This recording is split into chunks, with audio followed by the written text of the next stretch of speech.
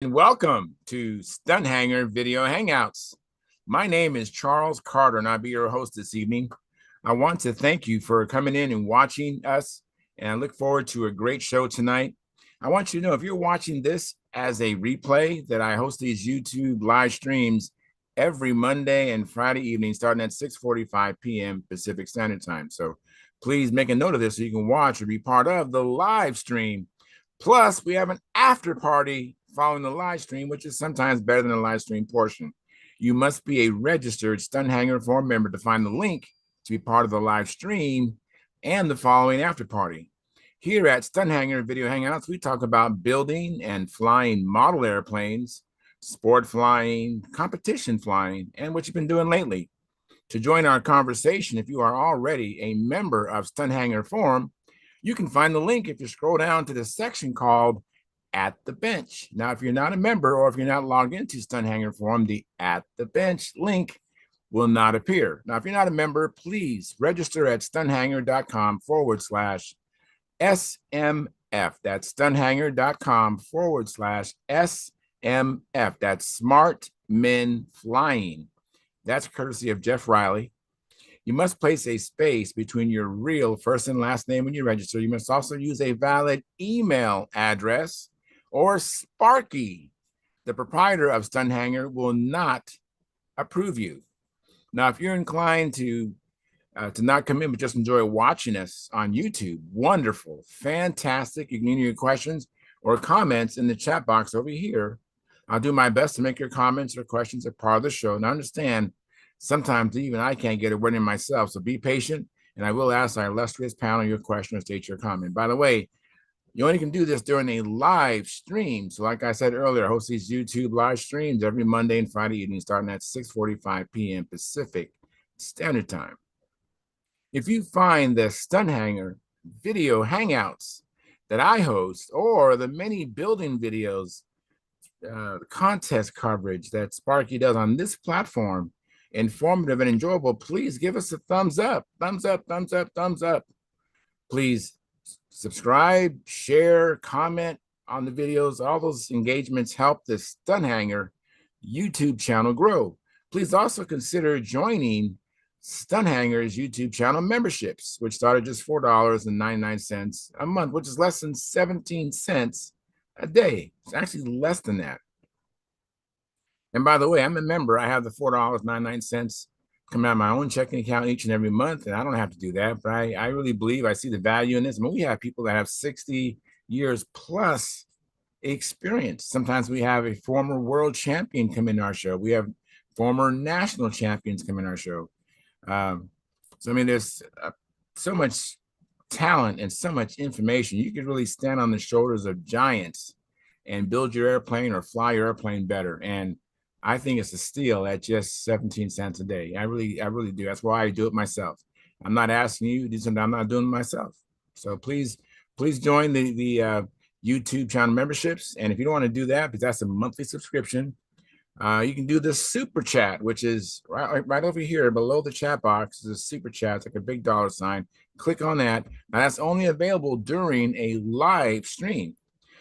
So if you happen to be watching a replay, look for the super thanks. I believe it's a heart, and then there's a dollar sign in the middle of the heart. And click on that, and you can donate any amount you like. Hopefully you see the value in it and you give accordingly. Now, if you want to get in touch with me, because this is Sparky's YouTube channel. If you're watching this, I just came in right after Sparky was working on his profile, Viper. That's his channel. My channel is called Flying Control Line Stunt. Repeat that. That's Flying Control Line Stunt.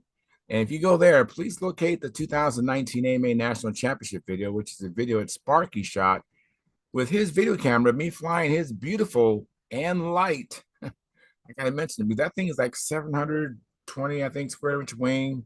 I think it was 50. I don't remember now, but it's been some time. But I know it was under 60 ounces for a big plane. But I can't believe I forgot how light it was, but it was light to fly. Great flying plane.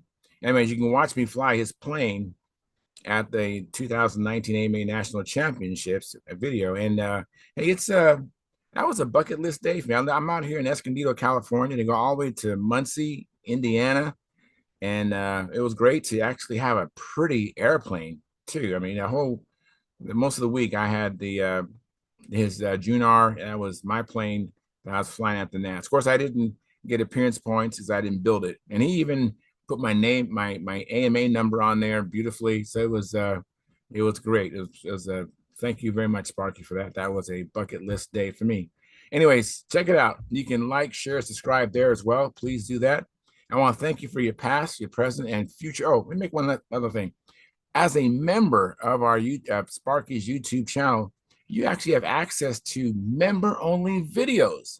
Not all the videos are uploaded for public consumption. Some are flagged as members only. So you get access to those. Plus, you'll be supporting your hobby. Hopefully, you have the passion for this hobby like I do and Sparky does. Anyways, please keep the conversations family room friendly. In other words, please don't use words or do things you wouldn't say or do around your own children or family. And without any further ado, I'm now going to post the link at Stunt Hangar Forum. Let me do that right now. I like saying that. That doesn't sound all that sophisticated, but I like saying it that way. So here we go. Post. All right, I just posted the link. And so hopefully just hit refresh if you've been waiting for me. Hit refresh, and the link will appear, and we can get this show going. And let me get rid of a few things out of my way now that I don't need that. I make my way over to the what I call the panel, the control panel. Just give me a moment here. Hope everybody had a good week going into the weekend. And I went flying today. Actually, it's a total of 6 of us flying today. You know, it's that was a pretty good turnout. Let me see here. So, matter of fact, so there was Dave Sabon, myself, Joe Mata, Stuart Mossman, Carl Reed, and Steve Maganelli. And we had a good time. And after we went flying, we went to a restaurant and ate and fellowship there. So hopefully, I think that's what's so nice about flying model airplanes. After we fly, we sit around at the table and eat and talk about model airplanes for the most part. So we see, I'm almost there. And looks like we have 10 concurrent viewers. We have 4 likes. If you haven't hit the like button, please smash that button, please. And Marcel Legrand's the first one in the chat box. He says, "Hi, Charles, and everyone at Stunt School. Time to learn some more." Thank you very much. And thank you for your support, Marcel Legrand. I saw you in the previous show with Sparky. That is awesome. So let me, I got to get rid of the screen that's in my way. I actually have 3 monitors, and that's how I do the show. I probably can get away with just 2, but the laptop actually is one of the monitors. We're first. Hey, you guys are in first. That's right. Yeah, we are. Hey, thank you. Yeah, Angstrom doubted me. He's like, "Oh, there's no way we'd be in first." I'm like, "We're gonna be in first." Very good. You know what? The beauty of being in first is you get a chance to talk, because if it gets crowded, I might not be able to continue to let everyone say what they've been doing, you know, because there are people who are waiting. So this is great. So thanks for coming in. I really appreciate it. It keeps me from doing the song and dance and the pony show, you know? Right. So what you guys been up to? Well, we got into racing, so we did get the Rugged Stunt trainers up and going to be able to race them. Do you want to tell them how it started off? You remember how it started, right? Before we actually got racing? No. Was it just the crash? Okay, we had a crash. I don't remember that. You don't remember No, crashing I don't. the plane? Okay. Oh yeah, Look at this. Yeah, okay. Does this jog your memory, Yeah. Angstrom? Oh, wow. I was thinking of the Yeah, day that's we did the the nose racing. of That the wasn't- Rugged Wow. Stunt that trainer. wasn't on the day. Yeah. That was Well, that's good Okay. that you get the crashes, Angstrom, because that way you can just continue to fly and have nerves of steel, not being scared to take it down low and all that kind of stuff. So it's good. You gotta be like a lineman. You gotta just forget about that you got beat, and defend your area, your responsibility. But we the fun part was we were getting out some of our like original rugged stunt trainers, like our old first model planes that had been repaired so many times that they're not great flyers anymore necessarily, but now they're racing planes. All they got to be able to do is fly level. And so, yeah, the controls seemed all ready to go on that plane. And then I launched them. It just went straight up, and next thing you know, it pile drived right into the ground. So, oh no, oh that's unfortunate. Oh man. but Went straight up we and checked then- all the controls and multiple times. we can check the controls multiple times and stuff, and we still we looked at it. We still can't figure out what the jam up was, but all it had was up enough to go do a wing over and just crash into the ground. Oh man. Well, Yeah. it might have been a spectacular crash. Any video of it? Any video? We did not get video of that, but the other piece Angstrom was telling me is he was trying to run back to get some tension because it had gone overhead. And you explain. Yeah, I saw when it first hit the ground. It was okay, but then as I was trying to run back, I just ripped it apart. Yeah, So yeah, I tried to stop it. I just saw it rip apart. Well, you know what? Yeah, so Sometimes, is it- I mean, I've broken lines doing that too. If you're too aggressive, you can break the lines. Yeah. See that? That's funny. Yeah, that's he ripped off the foam wing in the process. Yeah. Of pile driving it. But I can let you introduce other people or say hi or whatnot. right, But cool. we'll finish our racing story. All right. Hey, well, thanks pretty much. I appreciate that. And if I wasn't mistaken, that was an IC engine, right? On that pile up. No, it was electric. Okay, all right. It's just my imagination. Let me say hi to Brad Lapointe. Hey, Brad, how you doing? I'm doing well, Charles. How you been? I've been well. Good to see you again. You've been. I know you're up in Canada. How was the weather? You been able to fly, or it's just building? I got out once last week, and it was nice and warm here for this time of year, but it was really windy today. No. It was over 50 degrees Fahrenheit, like 11 or 12 Celsius, but the wind was like 35K. Yeah, sometimes the wind's a deal breaker. It's comfortable, but it's a deal breaker because the wind and the kind of wind. When I fly I like when the wind's coming from the southwest, and when the wind's coming from the northeast, it's treacherous. I don't understand why. I think it's the buildings or just where the wind goes through. By the time I get to it, it's just turbulent, twisty, and all kinds of stuff. I don't like a north wind because usually it means you're flying right into the sun. Oh, okay. Yeah. I had to do that today. Unless you're in New Zealand or Australia, then it's the other way around. Yeah. Today I had to fly around the sun quite a bit at one point in time, and that's no fun. I kind of augmented my shapes of my pattern just because I was trying to deal with the sun. But that's what you got. I'm just practicing, so it wasn't like an official flight. I remember one time I was at a contest. I was asked Bob Whiteley, "How do you fly through the sun?"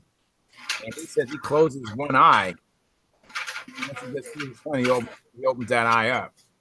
That way he doesn't have a blindness,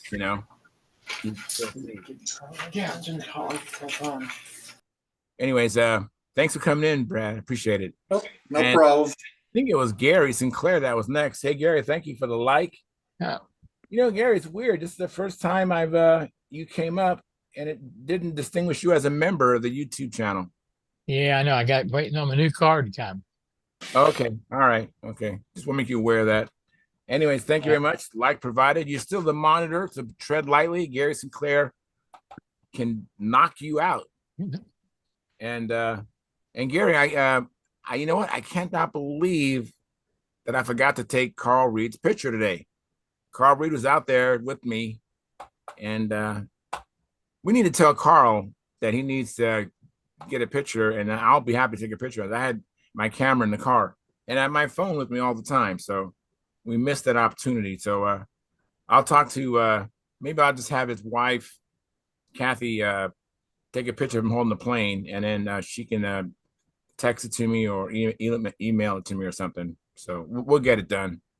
Okay. We'll get it done. And Dennis Adamison, how you doing today? Real good, real good. I went out Hanging today in there. and I cleaned the lines like we talked about. and that might have helped the. I mean, it was just hunting ever so little, but it did seem to help a little bit, and I'm sure it didn't hurt to clean the lines. Right, it's good to clean them once in a while, and then on the four-leaf clover, just working on that cross. But so I went out flying today, and I think I only put up about 4 flights because there was 6 of us out there today. So the rotation, time just goes away waiting for your turn to fly. So how about yourself? You been doing any flying or? Not at all. Like Brad said, though, we've had some days here where the temperature hasn't been bad, but he had like 28-mile-an-hour gusts today, And tomorrow's supposed to hit 59, which sounds pretty good, but it's going to be the wind is in the forecast. All right. Oh, When you look at the hour-by-hour forecast and you see the symbol for wind, yeah, that means it's not going to be a little breezy. It's going to be some serious, serious dandruff remover. But dandruff remover, yeah, doesn't yeah, stay. well, whatever. Someday I'm going to be you, Charles. So yes. And Sparky, hey Sparky, how you doing? Thanks for coming in. I won't be in long. I just thought I'd come in and say hello. Yeah, that's great. I was actually watching the tail end of the of your show earlier. Good show. So, in fact, I was talking to somebody earlier when they said they really liked this profile Viper build. They have learned a lot. well, that's good. That's what it's there for. You guys, I'm just muting you because the your microphone's really noisy for some reason. So that's why I've been muting you. I'm talking to you, Brandon and Engstrom. So just unmute it when you're ready. Anyways, yeah, so that's I haven't had a chance to watch too much of your show lately, but let me make you big here real quick. People can see your progress. I'm a little disappointed in this. It's going to be a little heavier than I thought. It should be around 46 to 48 ounces. Best I can do with 7-pound wood. Yeah. Well, that is kind of shows a realistic build because not everybody has light wood. Right. So that will be good. I mean, if you fly it and it's satisfactory, that'd be good for some people who can't get their hands on any light wood. Well, I think it's going to be all right. It's around the way it measures out. It's 680 squares, but then you got to take away for the little bit of wingtips. But these are flying wingtips, so that one's not. But they get ribs in it. Right. Should be around 640, and I'm hoping that at 46 I'll pull it okay. But we'll see. Now I heard you mentioning. I don't know if I misheard you. Are you going to put cheek cowls on there? No, this is the cheek cowl right here. Oh, okay. All right. The cowl that goes on the outside of this won't go on until after the covering's on it. Then I'll glue this on and epoxy that in and then superfill all this in. This thing, you can't believe how solid the nose is. It's a 7-ply or 6-ply 1/8-inch doublers. Then the motor mounts run back to here. And the fuselage, these doublers glue into the spar, and there's no hole cut out for the wing. I mean, there's not going to be any vibration in the nose of this at all. Zero. Oh, that is interesting that there's no cutout in those doublers. That is really interesting. Yeah, there's no cutout for the wing, because the wing is built right on the fuselage. Right. That's why I'm like, oh, and that's why it's going to be super stiff. It's going to totally dampen any vibration. That's going to be sweet. This feels like a 2x4 up here. I mean, it's solid. A lot of up there. Now, I heard you mention on the show the plans are available now. The plans for the orange Viper and the other Viper available. The plans for this have not been drawn yet. I do have let me look here. Here, is this it? I do have a pencil drawing I gotta get off to Steve. There they are right there. So that he can, I mean, people seem to be interested in this profile. I think this is the plans for the profile. Yeah, this is profile plans.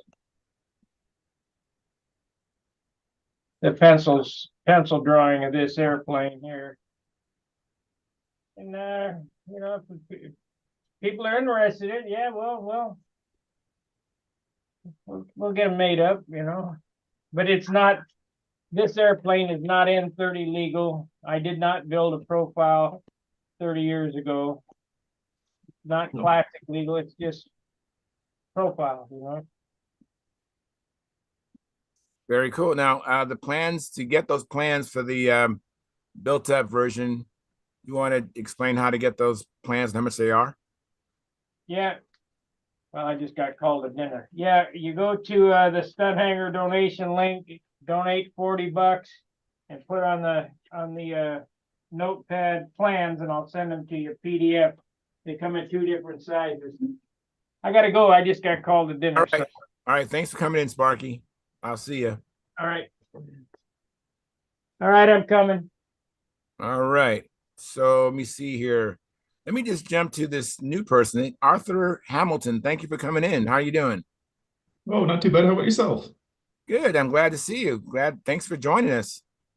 So tell me, do you fly? I see a control line plane, I think, against the wall there. So you fly control line? Oh, yeah. Just kind of getting back into control line after a few years. Great. Yeah, it was a little bit of a interest back in the early 2000s with my dad, and then we kind of got a little more into RC. And with all the stuff going on with RC these days, it's just kind of done with it at this point. Now, where are you at? I'm in Utah, actually. Okay, very cool. Do you know Gordon Delaney? Yes, yes. Oh, yeah. Me and my dad, we used to meet up with him back in the early 2000s with a couple some baby clowns. Still have one of them. Flew with him for probably 4 or 5 years, and then I moved away to Texas for a while, and I'm back in town now. Great. So who are you flying with now? Brent Williams and Gordon Delaney and Jim Rhodes, usually the guys that are out there. Oh, great. But you're in great company. Oh, There definitely, is. definitely. How about Paige Peterson? I met Paige at Las Vegas. I don't believe I've met him yet. Good flyer. Yeah, very good flyer. And do you know John Miller? John Miller lives in Delta. No. I'd like to meet up with those guys here pretty soon. I just recently trying to join up with the local clubs here. I've been back for about 8 months. I moved back from Texas with my dad. I'm just here helping my mom with rent until she gets her retirement, and she can take over the rent on her own. Very nice. Very nice. Definitely. Yeah. So what are you flying right now? Well, for now, I've just got this the baby flight streak. Working on a couple super clowns. I started one super clown, couldn't really figure out how to get the flaps to work with the heat shrink covering, and made it just elevator only. But then I'm trying to redo this wing. Oh, and I glued some blocks into it to kind of have something for the hinge to go into. Yeah, Because, good idea. yeah. I couldn't really figure it out on the first one, so I just did it without the flaps. But like the whole point of the super clown is that it has flaps. So Right. Yeah, I have one super clown that was given to me, and I kind of had earmarked it for my kids, but by then they lost interest. So it's just collecting dust, you know. But I have one. I think I flew it once, but I like big airplanes. Oh, definitely. I like bigger RC airplane. The bigger, the more stable. Yeah, for sure. That's kind of true in control line also. Mm. That rings true here as well. Do you have any Especially questions? in the wind. Yes. Do you have any questions for our panel? I mean, we have some talent here as well. Any questions about the hobby or about control line or anything you have going on? Well, I've got a bunch of vintage kits that I'd like to build, but most of them are die smash. Right. So I don't know if it's really worth trying to build with the wood that's in these kits, or if it's worth, getting some better lumber, some better stock, and just recutting the parts new, probably. What do you guys think? Some of these, some of these, like on the Interceptor, All right. the wood, it's got pretty decent light wood, but it's definitely, you got to work to get the pieces out. Hmm. Some of them, like, they're splitting out, and some of them you can't even really see where one piece and another piece begins or ends. You really have to look at it in the sunlight to tell. Yeah. Yeah, that's the challenge. No comments? How about you, Dennis? Or Mark? Brad? Greg? I don't know. The interceptor is an I-beam kind of structure. So if the ribs are badly cut, that can really put you behind it. But then again, it's not hard to cut ribs for it, even freehand. Mhm. So that's not, it means getting new wood for it and everything like that. But I'm sure the rest of the pieces of the kit can be salvaged. Oh, Some definitely. people used to like taking on the back of the die cut sheet, you try to sand that on the back. Mhm. Sometimes it kind of helps release the wood, the parts on the other side. In other words, if the die cutting isn't all the way through, if you sand it a little bit on the back of the sheet, sometimes it'll help free them out. As long as, I guess, you don't make them too thin. That's a swag. I don't know how big a problem you got with that, but yeah, a Berkeley kit is challenging, and just let it go from that. But it is actually a very good design. The Interceptor is a good flying airplane, so. It has a lot of preformed pieces that even says on the box that the whole thing can be built in under a day. Mhm. It has a really nice hardwood beam that's all cut out for the crank, Mhm. bell crank, everything. Yeah. Yeah, and they claim that you could build it in a day using old style model airplane glue too, not even using CA or anything like that. Definitely. Which I guess that means if you use CA, you can probably build it in an hour and a half. But that seems a little optimistic. But what the heck? I've even got the whole reason. I found it at a swap meet, and I was really excited because I actually have the Fox 15 that it was designed for. Oh, cool. Oh, really? Definitely. Very good. Bolts in that head? Is that a 4-bolt head or more? Yeah, it's the older. Yeah, 4-bolt head and steel very fins. cool. That's my dad and my brothers used to fly the hell out of those things. 1-ounce tanks, they'd burn up a gallon of fuel in like a day and a half or something like that. So I believe it. yeah. Very cool. Very cool. Well, thanks for coming in. Let me see here who came in. I think it was Mark Wise. What's up, Mark? How you doing? Hi, guys. Hey, Arthur. How are you? Oh, not too bad. How about yourself? Well, I'm doing good. I'm suggesting that as you develop into a wonderful control line participant, that you join Pampa. Where do I go? To me. Okay. And it's a ritual on this program that your first year is paid for by Denny. So the first year you won't have any dues. Oh, what? Oh gosh, that's awesome. That's not true. That's not true. No, the part about Pampa is true. But anyway, it's great to see someone younger on here, and I think you'll find a lot of value on the forum. So ask the questions. We'll give you our best answers. And thank you for bringing down the average age. Yeah, absolutely. So do you know what Pampa is, Arthur? Do you know what that is, Pampa? No. Why don't you go tell them what Pampa is and where Pampa is on the universe? Yeah, I'm trying to figure that out too. But Pampa stands for the Precision Aerobatic Model Pilots Association. It was formed 50 years ago by some of the modelers, and it's to oversee and make sure that control line stunt at its highest level is maintained, is supported. We're responsible to run the events at the Nats. So it's for the people that are maybe a little more serious about control line or want to have access to the people who are. And we're growing again. We used to have a lot of people. Now we have about maybe 300 members. And we have a website and a presence on Facebook and a quarterly newsletter. So I hope you'll consider it. It's a good group. And despite me being the president, we're getting there. We're getting Tell there. you what, I'm going to surprise Mark. Mark, when you get his application, send me the bill.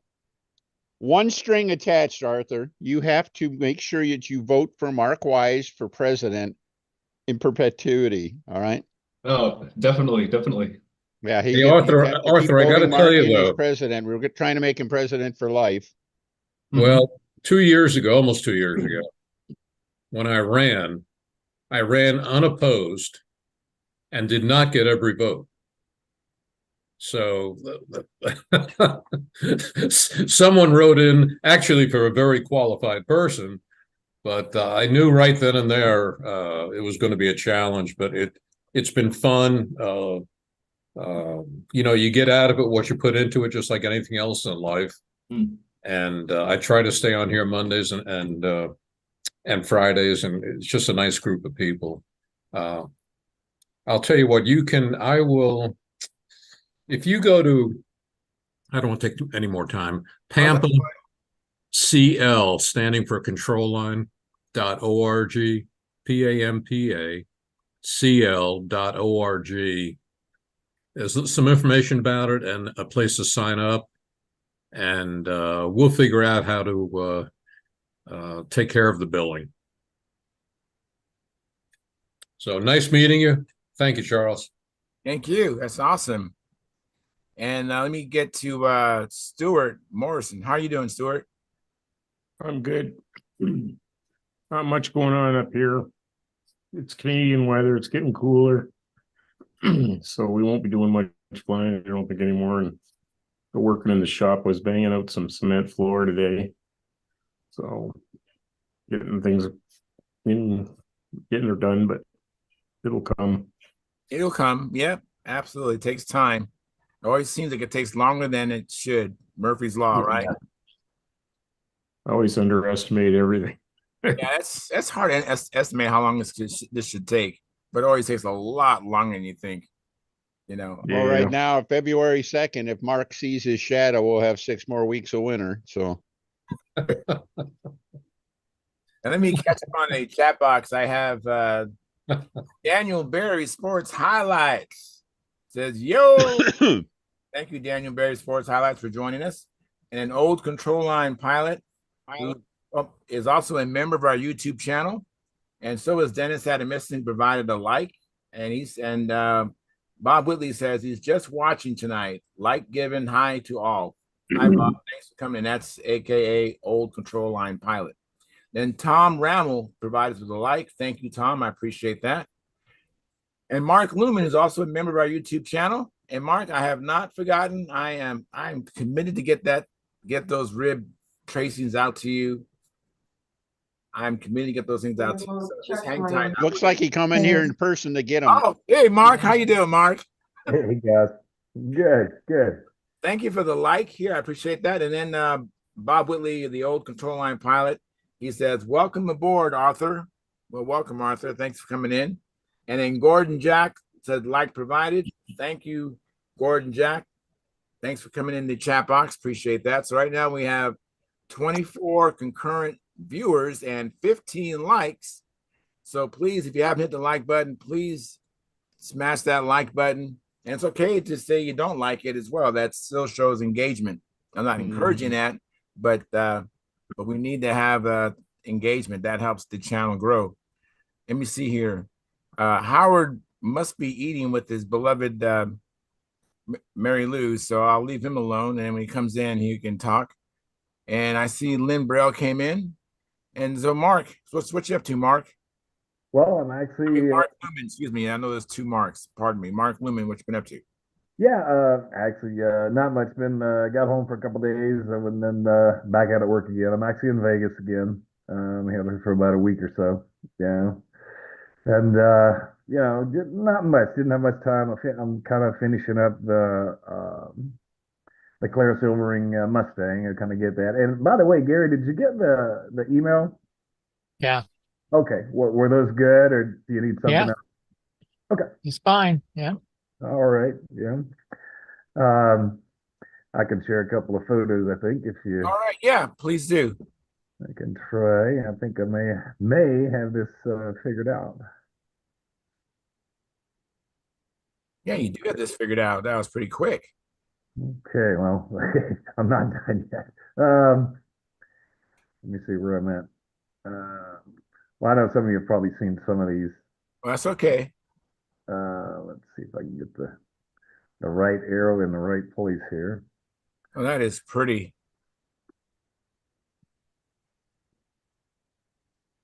That looks nice. Yeah, it's really, I really tried to work on the finish with this one. Yeah. Um, I'm sure Mark, you'll appreciate that. Oh, just leave that on the screen. Yeah. Yeah. Thank Uh, you. yeah, absolutely. Yeah. And as usual, on the workbench, what do you get? Yeah, get Yeah, dead. yeah. Yeah. Yeah. The garage rats The, there. the worst time in a model's life is when you're almost done. Yeah. Like, Yeah. you get it dinged up and stuff like that, and it just uh I like and that treatment of the air getting around the cylinder like that. That is pretty neat. I never thought to do that. Yeah, like yeah, that. Yeah. that actually was in the plans. So it's got Oh, a nice scoop in front, open there, yeah. Um and of course I got my flow in my vent. I kind of changed that up a little bit because there was just not much room. I've ended up a couple times with having tanks that were too small, and so I right, said, well, put a bigger tank in, right? Yeah. So I right. put a bigger tank in, and boy, I didn't leave myself a lot of room. So yeah, So that tank, it has the fuel tubing that connects to that overflow there. yeah, exactly. And I Okay. put the uniflow on the other side. So far so good. Yeah. Hey, Mark, Uh, is that your design or did you get plans? no, this is a Claire Silverling. It's his Mustang Stunner that was from about 1963. Okay, thank you. Yeah, it come from one of his original other aircraft that he just kind of turned it into a Mustang. It's a good publication that I took it from, and I've got the write up. Yeah, so I just kind of wanted to get a good classic photo, and there's the shameless photo in front of the Christmas tree. So Very yeah, nice. Very nice. Nice uh, photo. and yeah, it was to the point where I was having some family issues with my brother, and I just couldn't get outside. And the days I couldn't get outside, it was snowing. Yeah, or it was 17 degrees. So yeah. Um, Oh, decided to just do the inside stuff. So um, still got to get the clear on it, and I'm right at about 44 ounces now. So I'm real happy with the end. And I got some touch up here on the canopy. I talked to Mark Gerber when he was out here in Vegas, and I I haven't got the guts to do the sanding of the canopy yet. To sand it down and put the paint. I did try to paint some canopy lines, but it just peeled right off. So, I've got a couple of other older canopies I'm gonna, for lack of words, practice on. Yeah. good idea. But before I sand this down and clear over it, and I'm sure it works fine. It's just getting the gumption to do it. Yeah, I know it is seem weird, and it's like you think you're destroying the canopy, but you can't see anything after you Yeah, see but it. You can't see I've through seen it. Mark's Gerber's airplane. I mean, it absolutely works. The theory or the process works. I don't think I have any more on here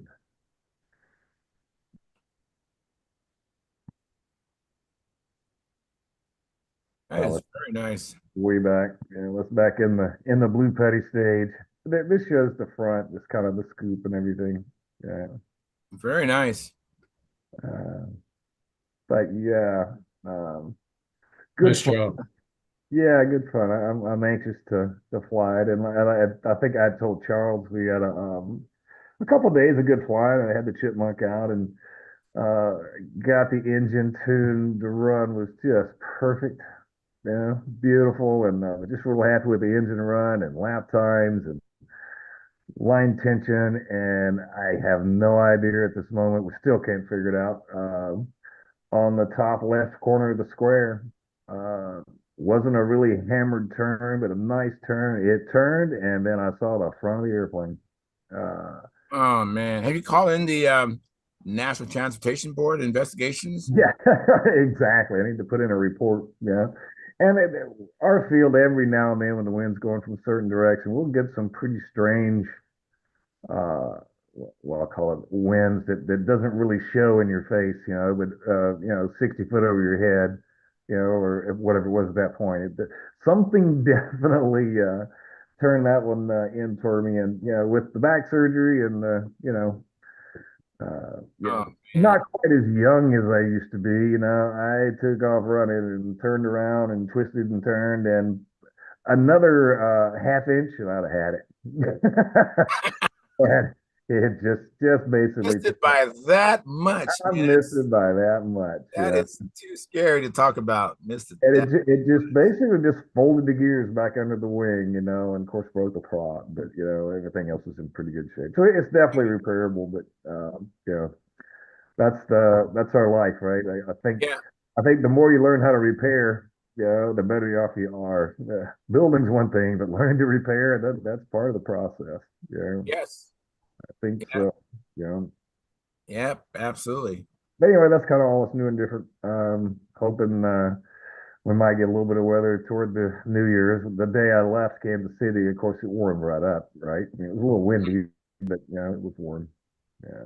So get out, do something else. I got a P40. I'm gonna start.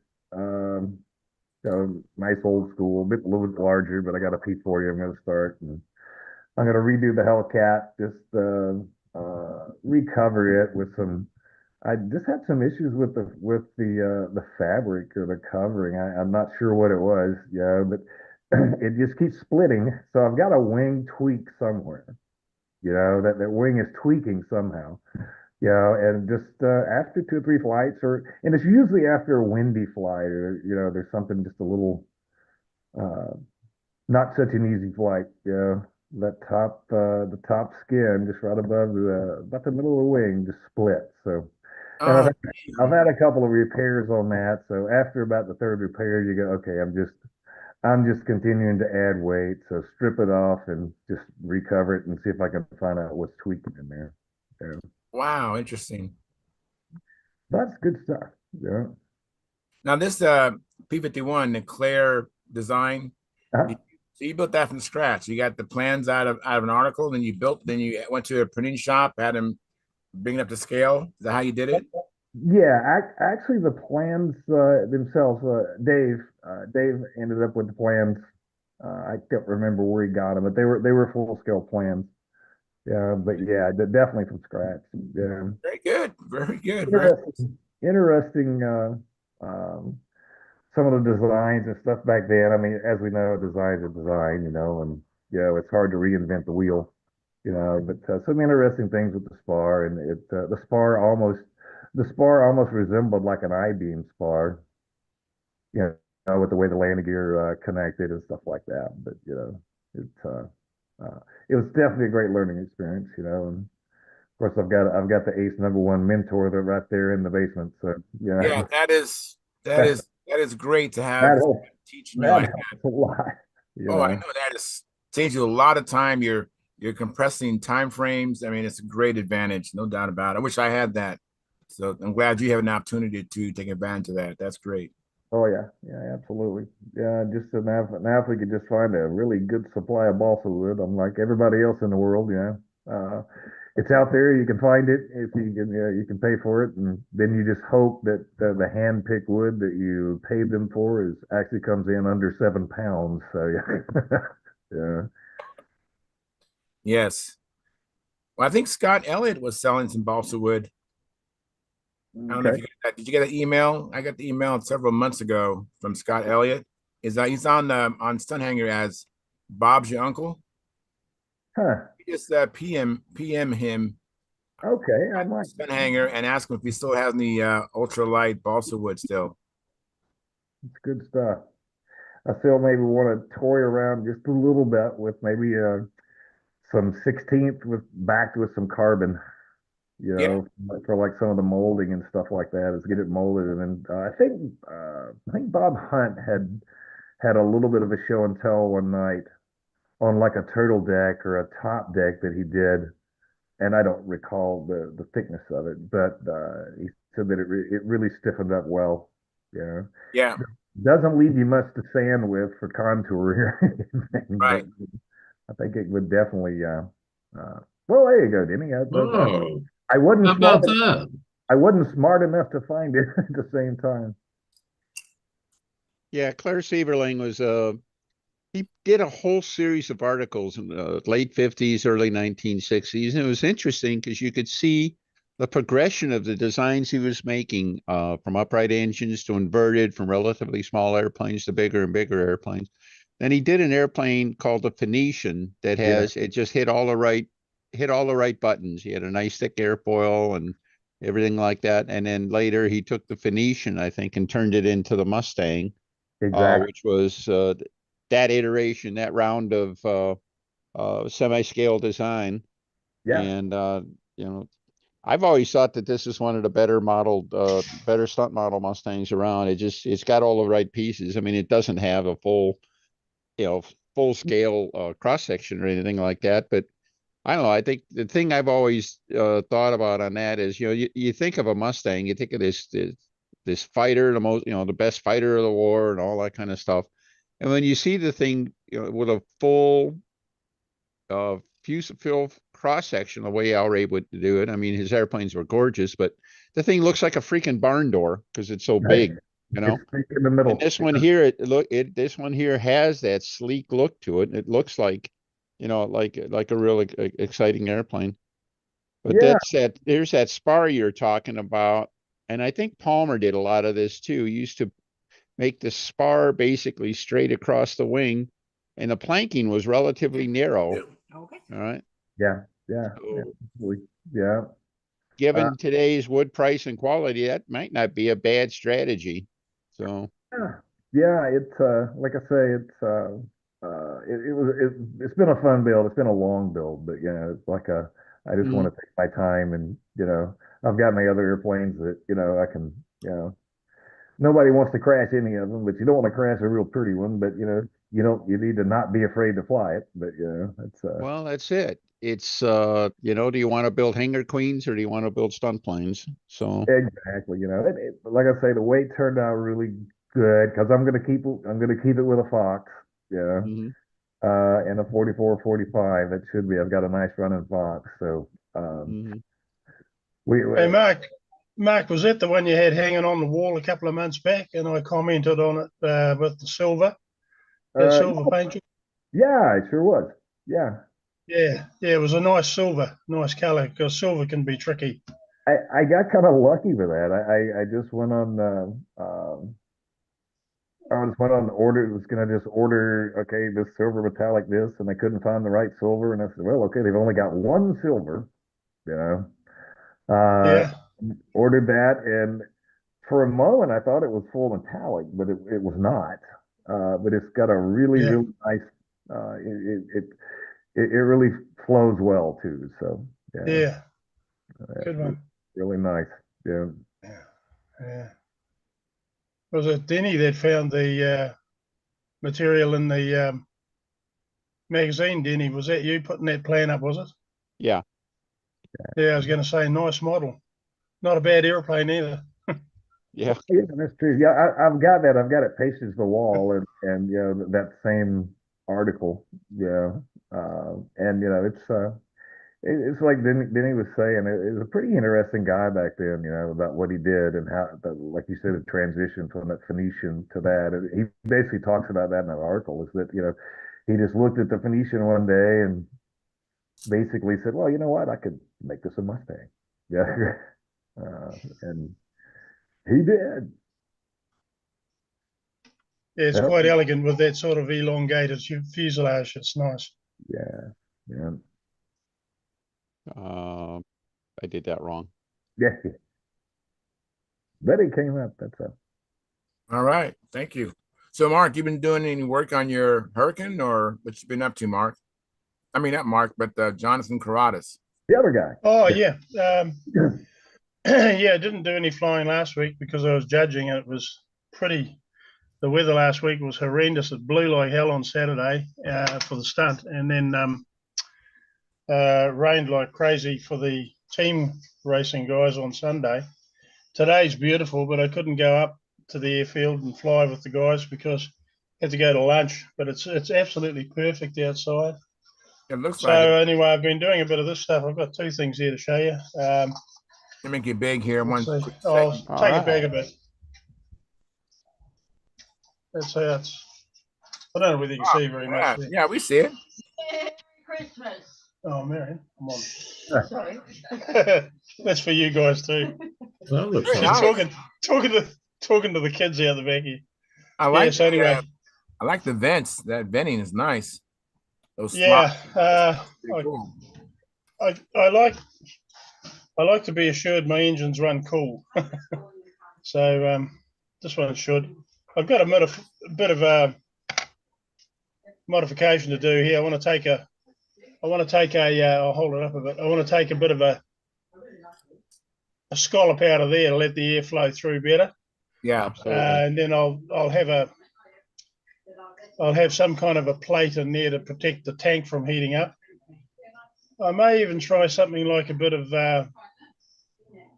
polystyrene foam, thin high density foam with either aluminium spray paint on it or maybe even a layer of tinfoil glued down somehow, lack it on with dope or something. I don't know. But I thought I like to keep my fuel cool too because I don't think it helps when things heat up in the summer. So engine's going to be a reverse, a rear muffler or a side exhaust? It's going to have a side muffler. Okay. It's a tongue muffler. Hang on, I'll see if I can get this back on again. There's a bit of a neck to this. It just suddenly, it's a bit of a struggle, and then all of a sudden you get it in the right place and it just pops in. Nice. Oh, there you go. So yeah, there's the quite a bit of a mess actually. I've got to tidy it up a bit, but you know what it's like. You measure twice and cut once. Well, I measured once and cut 100 times.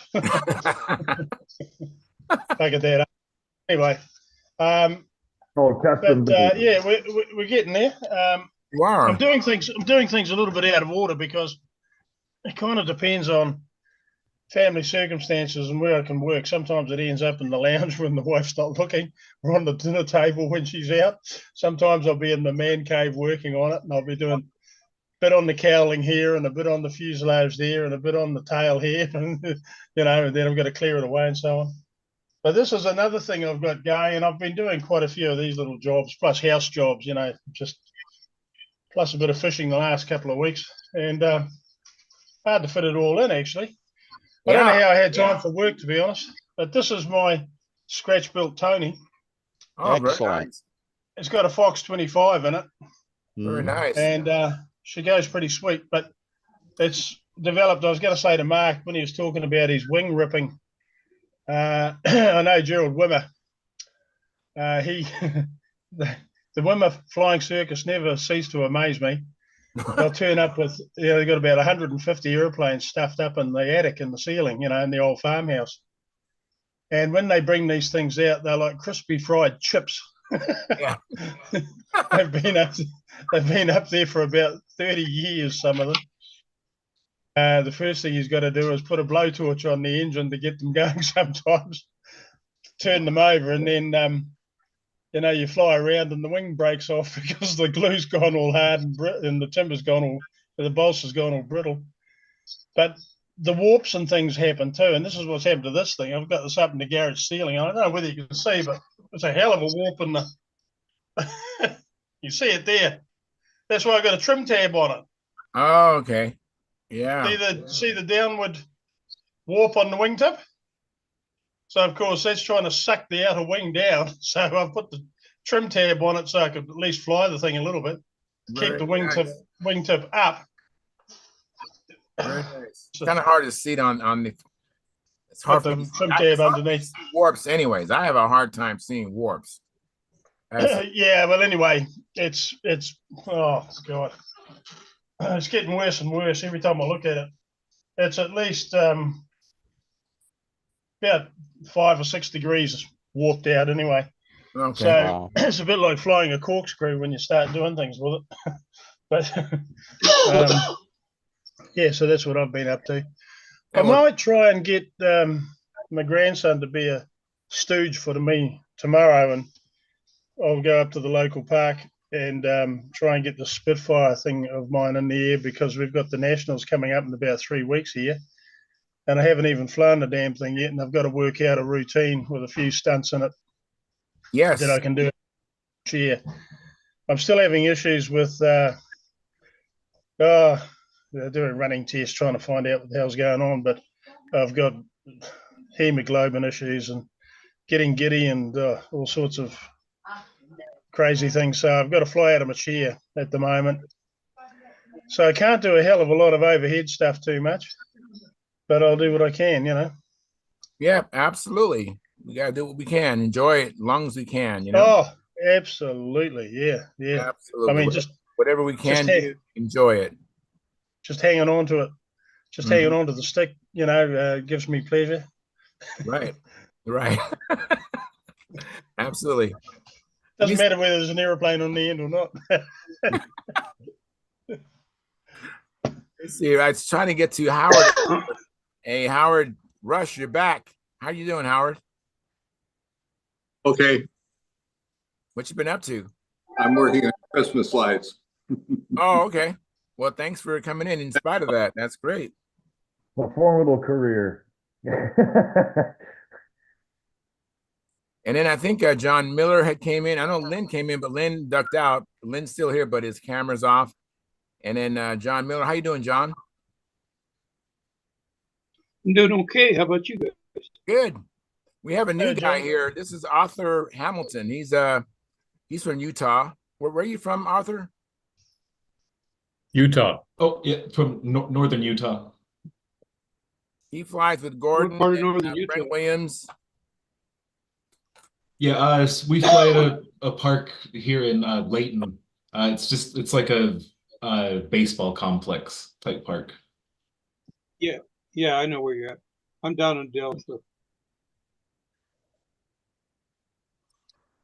I used to fly on the club up there when I lived up in West Valley.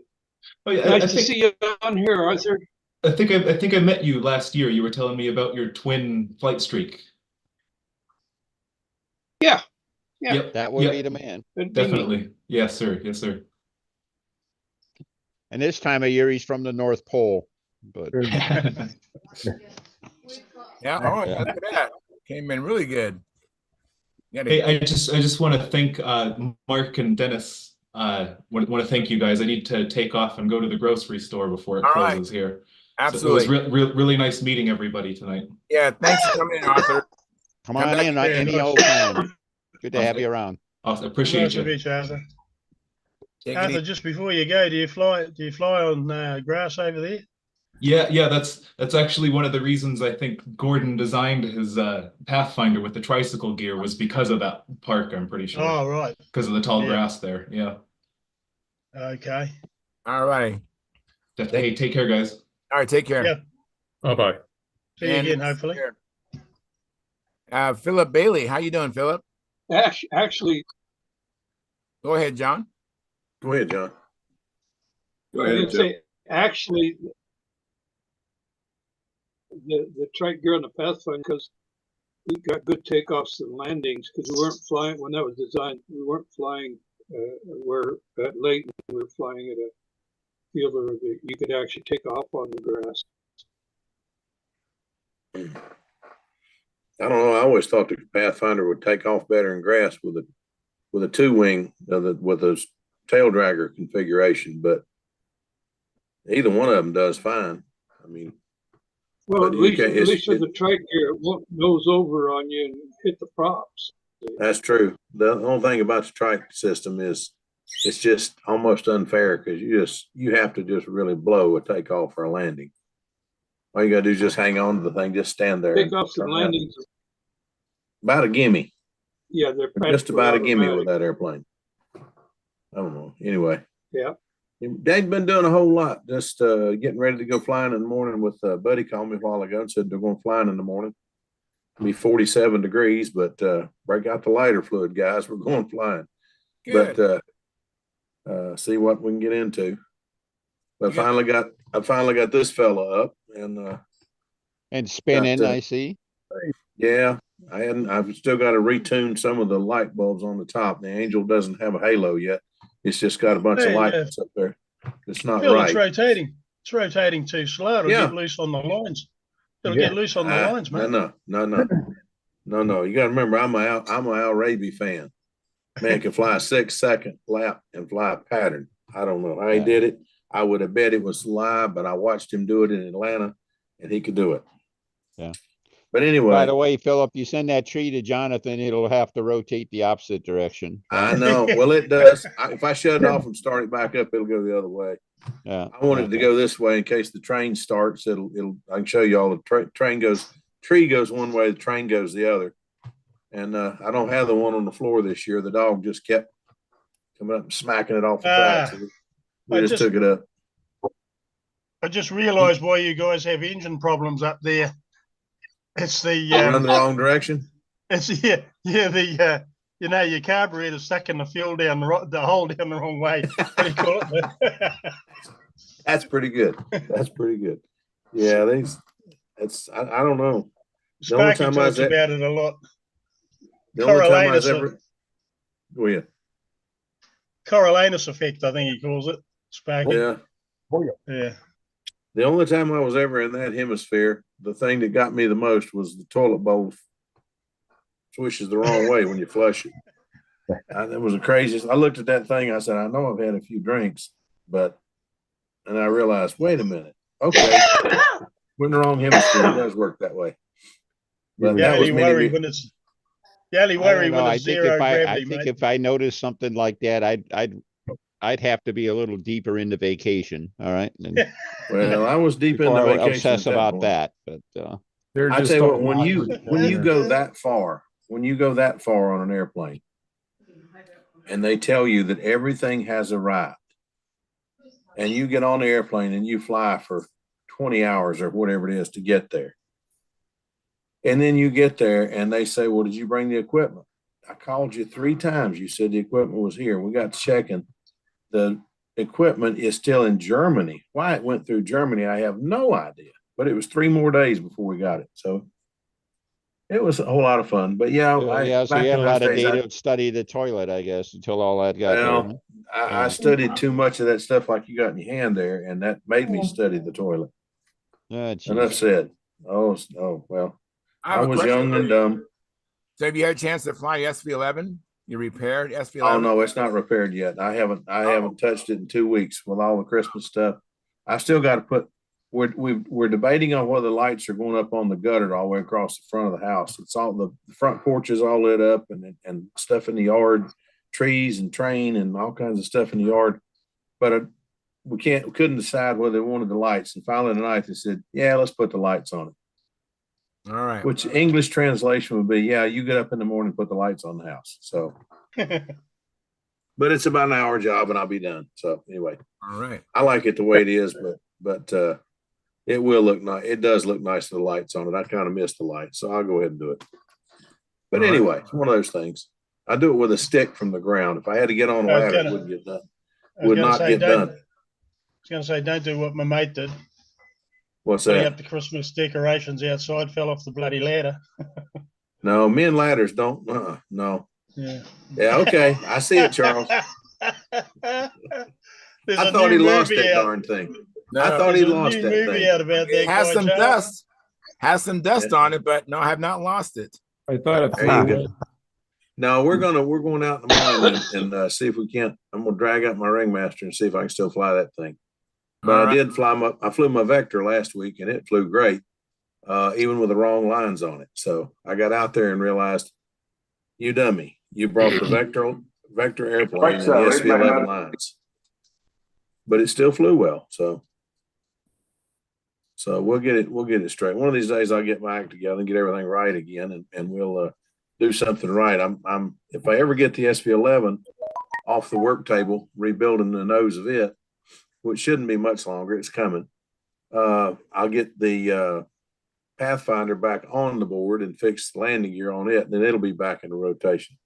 I hit something landing, I think a seam, and busted one of my landing gear loose. It didn't come out, but it's flops back and forth, looks funny. So I said, I think I'll dig in, find out what's going on, and fix that before I fly it Wing again. gear or this fuselage gear? It's a wing gear.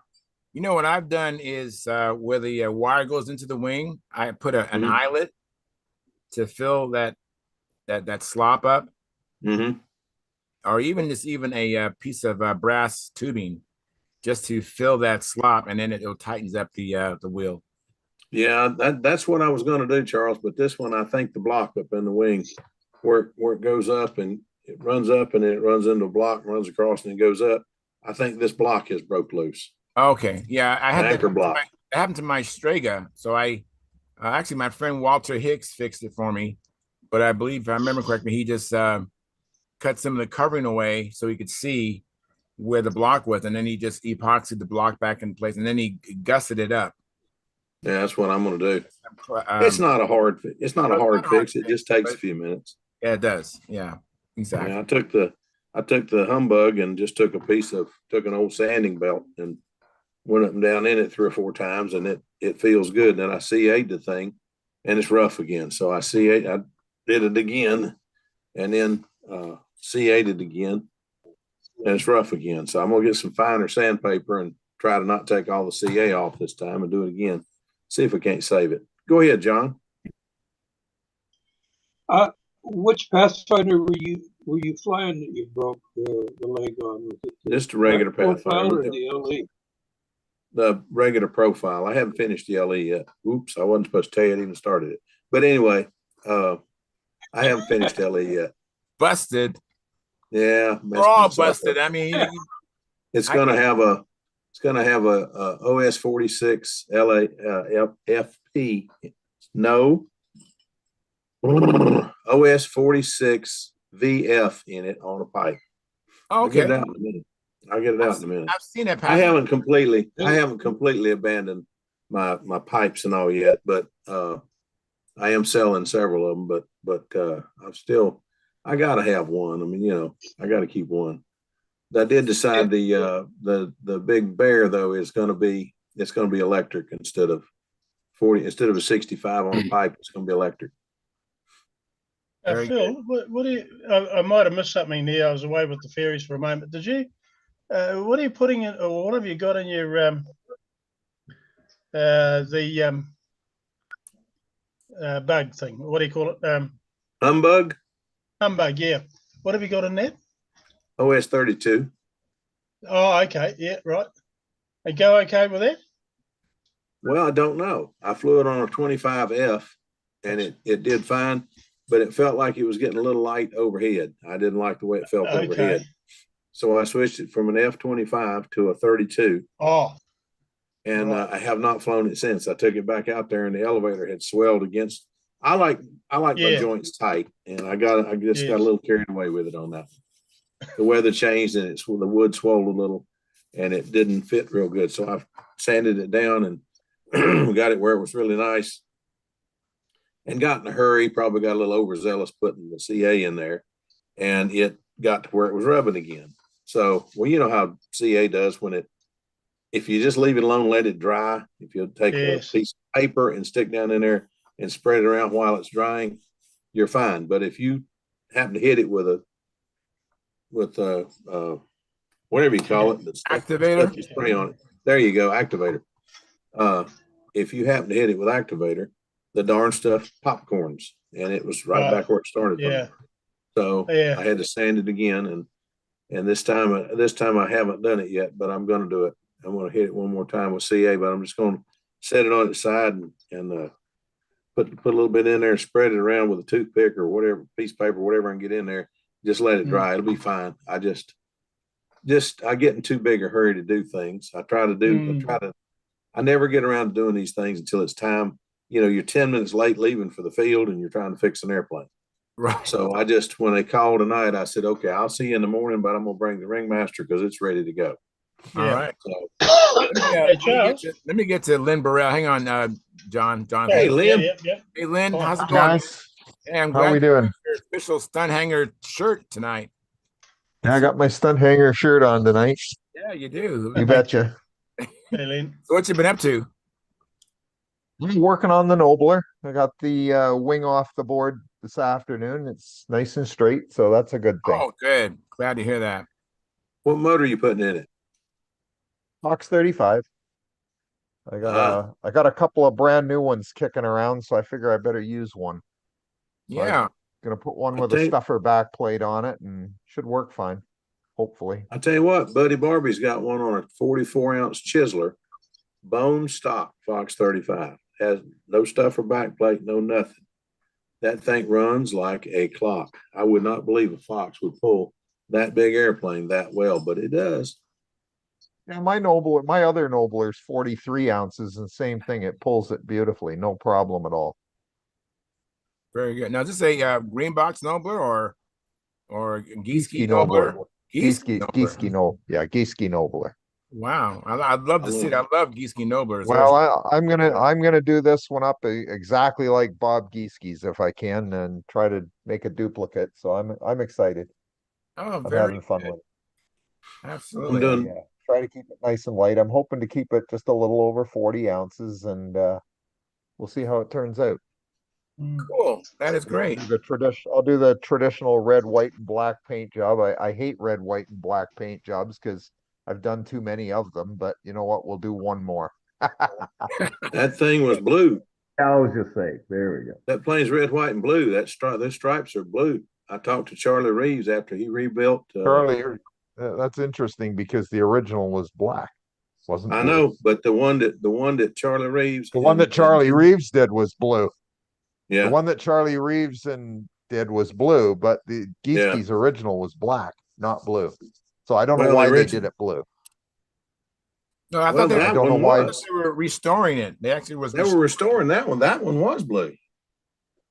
I saw that one before. Pictures of that one before. Well, I looked at the old paint. I looked at the old paint off the old, like before they finished restoring it.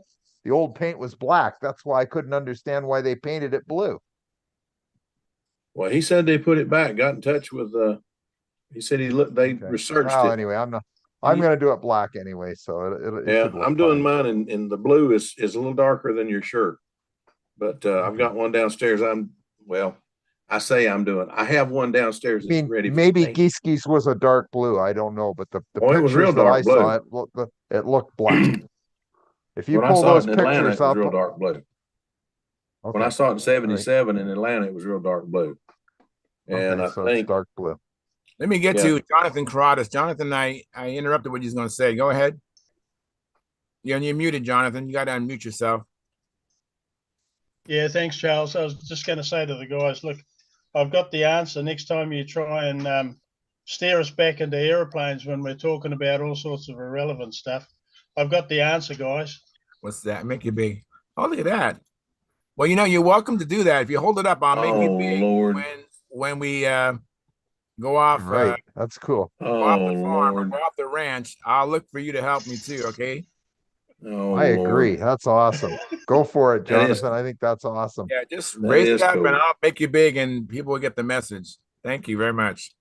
Very cool. Oh, you guys are getting to be too many. Getting outnumbered. Getting outnumbered. Yeah. Yeah. Let me catch up on the chat box. Let me see here.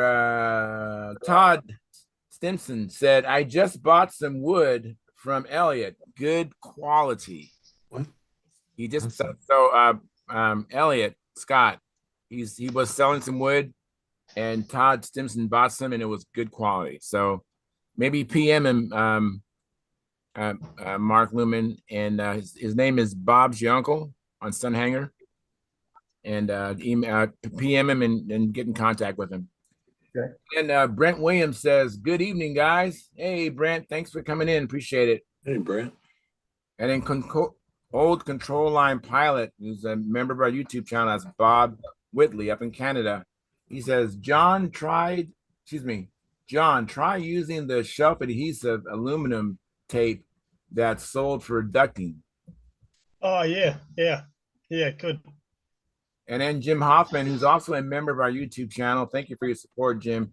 He says, can't join you tonight. Happy Friday to all. Thank you, Jim. And Jim, Dave Sabon came out today and flew with, there were 6 of us today. So it was Dave Sabon, myself, Steve McNally, Carl Reed, Joe Mata, who you've met. And so we had a good day, very good day. So that we're all caught up. So anybody else have anything else they'd like to say? Well, I have been discovering things. I've been for almost a week and a half now, putting in 6 to 8 hours a day, going through all the computer files on my drawing files and all of that, getting rid of duplications and anyway, but I'm finding things I forgot about. I'm having a good time, but I spend about probably half as much time looking at stuff and saying, oh yeah, that's how we did. Okay. So, but eventually I'll get this thing all scheduled out so that my idea is actually I've got it set up so that Brent Williams gets all my computer files and all that for drawings when I go, because I want a younger guy that at least they're around if anybody wants them for any reason, and I want to get it to where it's not a big mess. Right. So You can't go anywhere for a long time yet, John.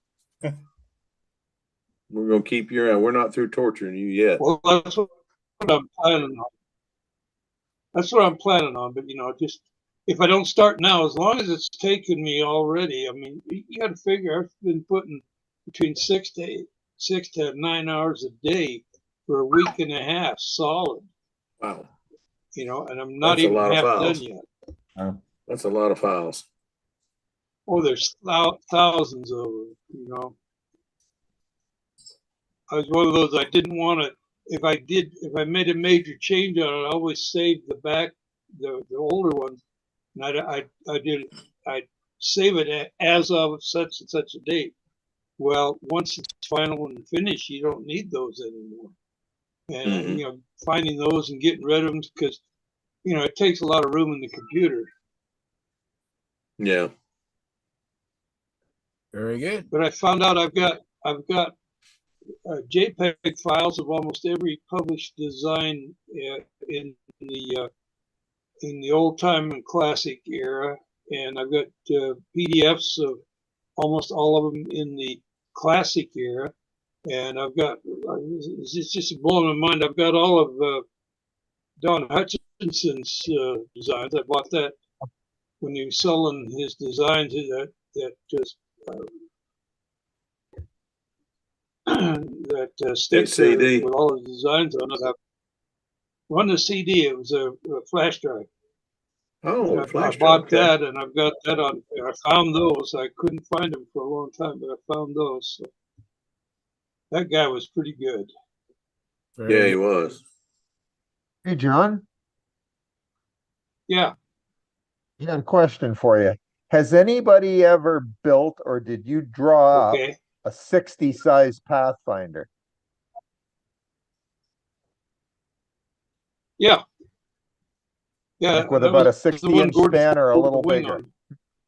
I'm sorry? It's about that, somewhere in that area, yeah. Uh-oh. You didn't get your whole response, John. Can you repeat it about this 60 size Pathfinder? Yeah, Gordon actually campaigned one. I did the Pathfinder 40, and he liked it. And he said, well, "Drop me one up for 60."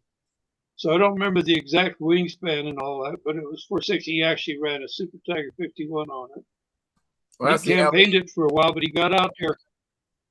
Go That's ahead. the LE, right? The Pathfinder LE, or it's even bigger than the Pathfinder LE. About the same size as the LE, but it predated the LE by quite a bit.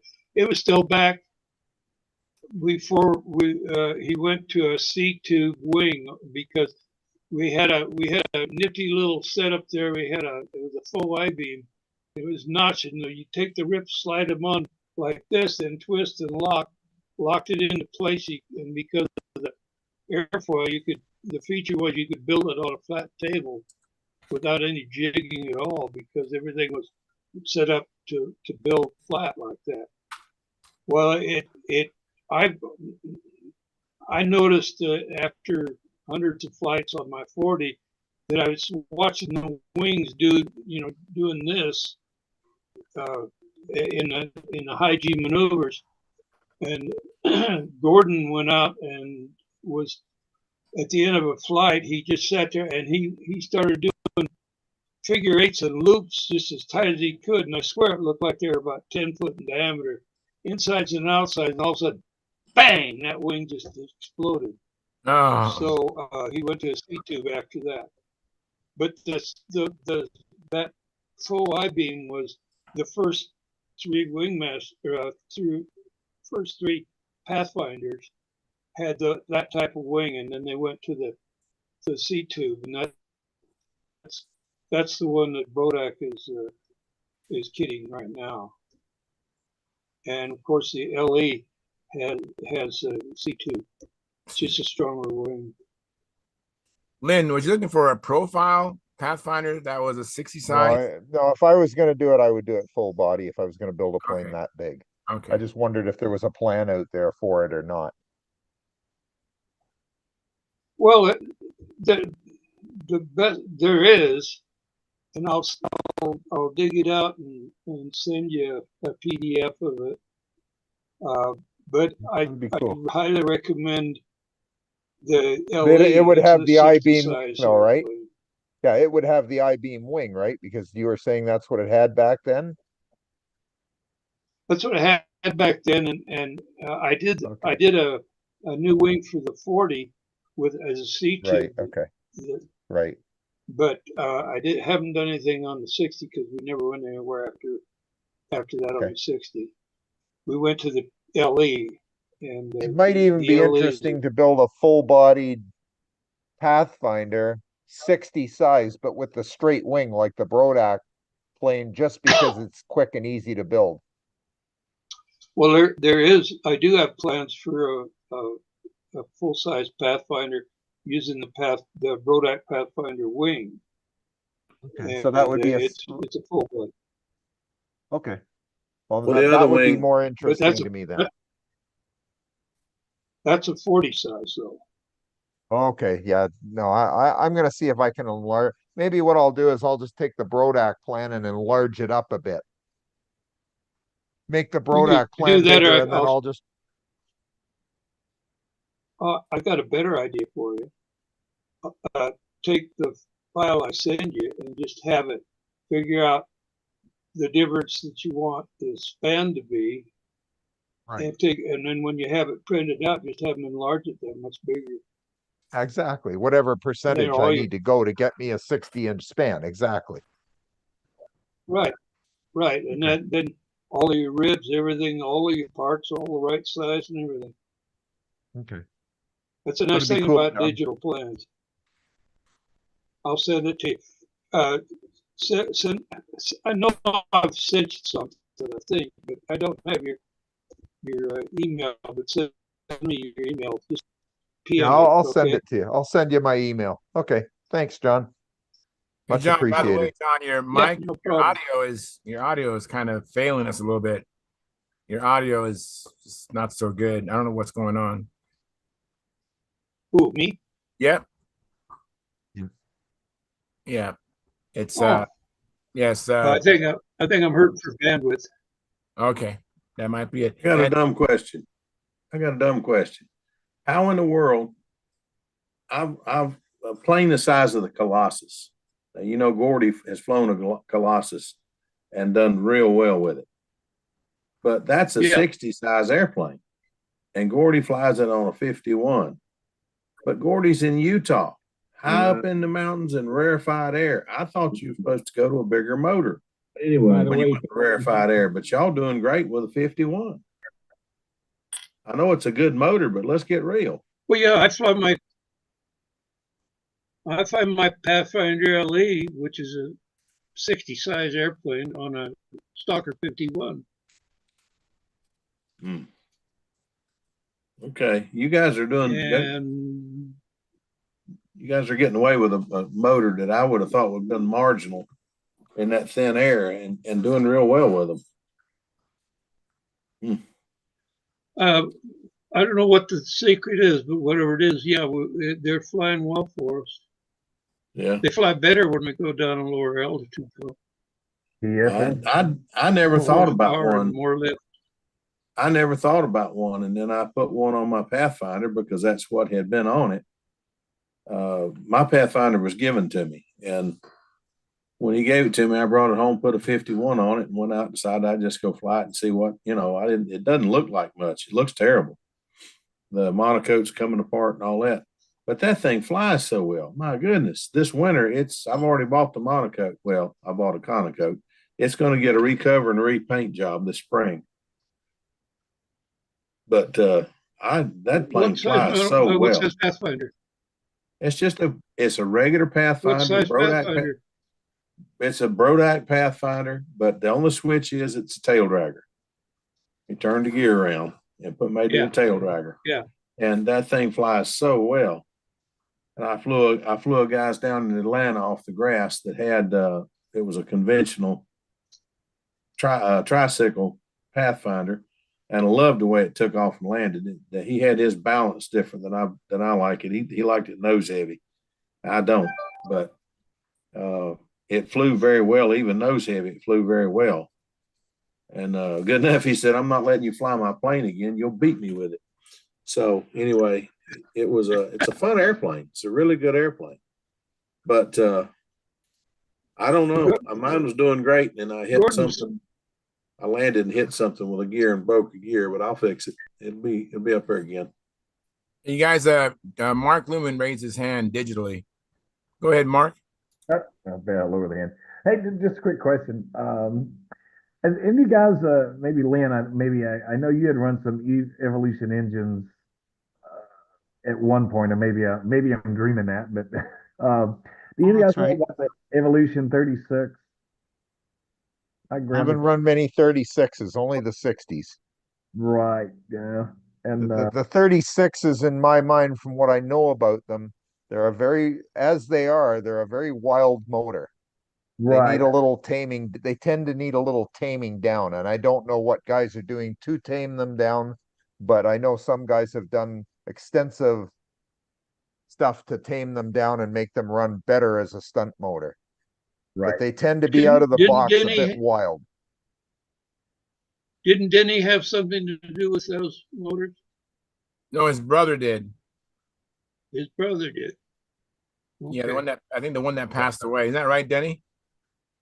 Did your brother develop the Evolution motors? Yeah, my brother worked with him. He worked with Pete Bergstrom, who's also passed, and they brought out the control line versions of the Evolution 60, 36, and there's a 40 based on the 36. There's a 52 that it sort of happened, but they figured out they could build a 60 in the same case. The 52 was kind of a dead end. So, right, yeah. But anyhow, the Evo 60s turned out to be really nice running engines.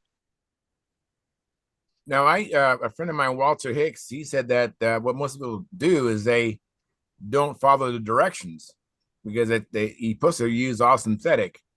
oil on the Evolutions, not caster. Well, I even ran it on some caster to prove it would do it, but caster fuel on an ABC engine is just a bad match. All right, it really should be run on synthetic.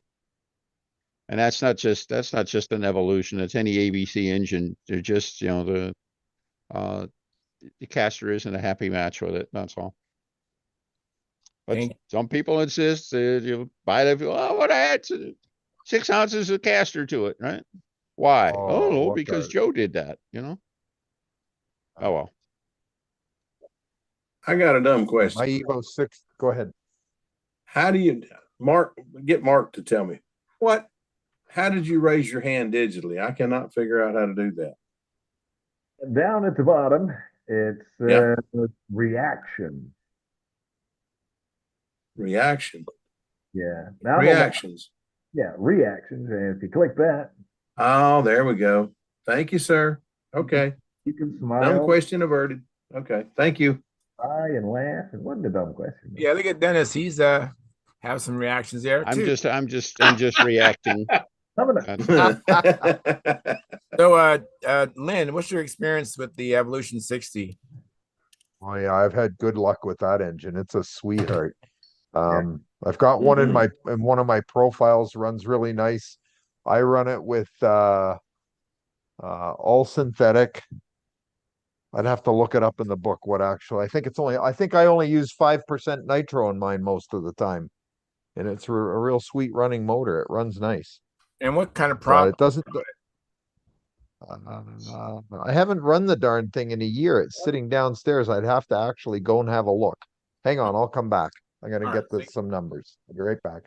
And we have the original Steve Smith in St. Louis. Thank you for coming in, Steve. How you doing? I'm doing fine. Charles, I watched your flight that you posted. Thank you. That is an interesting facility you have there, and it has a lot of markers. A lot of references that you can use to line up maneuvers. Yes, I feel very fortunate, for my preparation. I just started using that recently, and but even with all that there, I still got to execute. Yeah. But you were I don't know what class you fly in, but I think you would do I think you would do well in advanced at the NAT. You know what? It is tough out here, man. I'm telling you, it's tough. My last contest, I was like 5th place in advance, and I probably did that kind of pattern. Well, you were walking some of your loops, and not all the intersections were there, but you got some light poles and other things there that you can use, but will you have those at a contest? I don't know. Right. Exactly. Yeah. I mean, it kind of when I fly in the open field, I'm like, oh man, I feel undressed, Yeah. It's like, oh, where am I? And so it helps me, but then I have to kind of get used to the reality at a contest. I'm not going to have all those creature comforts, Yeah. So but yeah, I did upload a video recently. If you want, you can check it out. It's me flying at my site. The camera is really up in your face. Yeah, it's a good spot. Different. To me, it's the reason why I posted it, because I hadn't seen anything like that kind of view and that type of effect. When the plane comes by you, you almost want to flinch because you think you're going to get a hit, Yeah. And then what did you have a wide angle lens? Yes. Yeah. Yeah, you got to. Yeah. Without a wide angle lens, you can't see the whole maneuver. Yeah. Yeah. Unfortunately, the wind shifted, so Yeah. off. You really can't see the maneuver perfectly, but it's hard to get a right shot because the wind does change. We have no control over that. But yeah, thank you for mentioning it. It's on my YouTube channel. It's called Flying Control Line Stunt. That's Flying Control Line Stunt. It's the most recent video. I uploaded it. I do the full pattern with my electric SV11. Yeah. And your triangles look nice. Thank you. I thought that was probably the best maneuver. Yeah. That's the one move I didn't really bobble that time, but no, they were nice. And you were right in line with that light pole. Yeah, that was like an accident. I wasn't using the light pole, unfortunately. I need to use that. I need to use what I have available to me, and I didn't maximize that. But I was flying that same site today, and with about 5 other guys taking turns. But yeah, if you want to know what we're talking about, go to my YouTube channel and check it out. It's I looked at that pattern and I compared it to the pattern I flew when I flew Sparky's plane, and I think they're just on par with each other. Maybe I don't. Sparky's plane. I mean, I tell you that Junar XL. I am really impressed with that plane because that flight you saw on the recent video, that was after a couple hundred flights. I mean, I've flown that SV11. I flew Bob Sparky's Junar. I think I only had at most 4 patterns. Yeah. I did that official flight and Sparky filmed it. And the pattern that I did with Sparky's plane after such a short amount of flying, and I was being very careful not to hurt his plane, is definitely on par with what I did with the SV11 after hundreds of flights. I mean, because Sparky does a lot of building. I don't know how much trimming he did with that Junar. So I'm trying to tell you, wasn't necessarily off the bench, but hey, Sparky, how much trim did you do back then on that plane? I know you flew it in the 2016 Nats, right? Or was it? How much trim flights did you have on that plane? I don't know. I could trim them in about the first 15 minutes. Yeah. Well, Paul Walker said he does like 100 flights. Ask Steve. I watched his airplane, and I go, well, it needs this. Yeah, that Vector R, he had it figured out in 1 or 2 flights. Yeah. Well, I was just really impressed just looking at thinking about that. That Junar flies. Oh man, yeah. XL flies really nice. I mean, that was I brought my own handle, so I spent most of my time finding my neutral. Yeah. And then I finally got it close enough. Then I did like 3 or 4, and I mean just very cautiously, going through the maneuvers. I didn't do the pattern the first flight, even after I got it neutral. I was just being very careful with this plane. That's the last thing I wanted to ever say to Sparky is I'm sorry, I didn't want to watch it either. Yeah. Yep. Hey, Charles, I got those numbers. Sparky don't want to admit it, but he flew that airplane as good as I've ever seen him fly anything. That plane really flew well. That Junar XL? Yeah. Sparky can fly that airplane. Well, that's his standard. He holds everything up to, right? Right, Sparky? Well, kind of.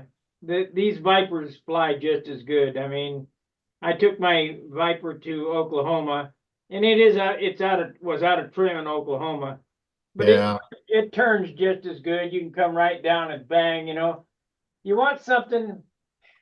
I don't know how can I explain this. Flying the big lunkers, the big airplanes with the big block motors in them or whatever, it's more about timing than it is about visual. You got to come down. Well, I got to start turning here so I can get it to 5 foot. You're starting to turn way up there. But with these light airplanes that I built, I go, well, I need to turn right there, and you wait till you get there, and you go bang, and it goes snap, right there. So that's just something that I'm used to.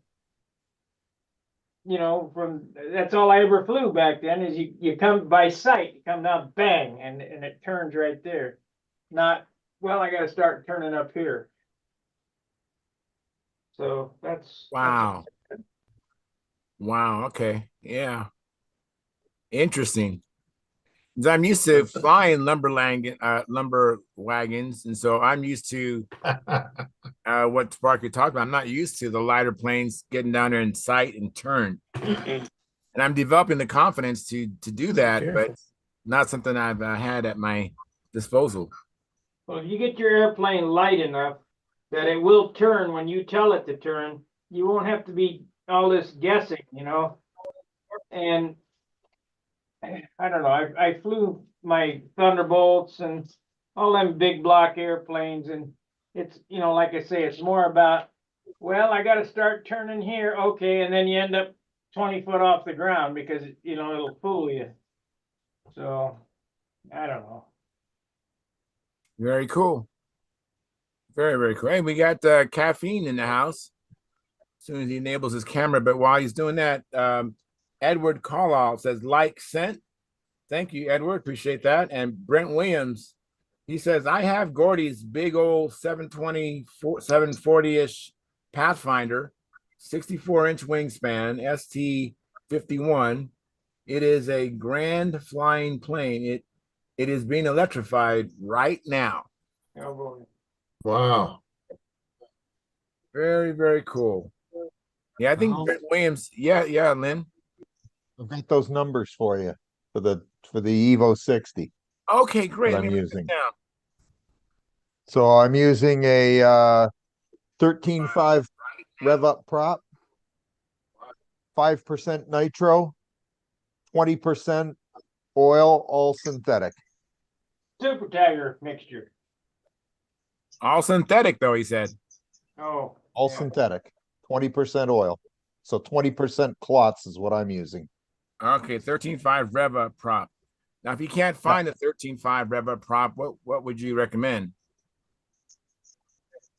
Well, anything around a 13.5 or 13.6 that you can find that you can whittle away at or try to get to work at the best you can. You know, I mean, anything in that ballpark's going to get you fairly close. All right, cool. Thank you very much. You know what props I find work really good? If you can find any of the old Top Flight Super M props, they're also a very good prop. If you can find 13.5s or 13.6s, or even get a 14 and cut it down to around 13, they'll work just great. All right. Really good props. They're nice and light too. I mean, that's the thing, is the nice light prop. If it's balanced well, they run beautifully. Thank you very much. Appreciate that. I have Brent Williams says, Charles, I text you a couple pictures of the big Pathfinder if you're able to pull them over. Okay. And then Philip Bailey, thank you for giving us a like. Appreciate that. Thank you. We're all caught up. Excellent. Caffeine, what you been up to?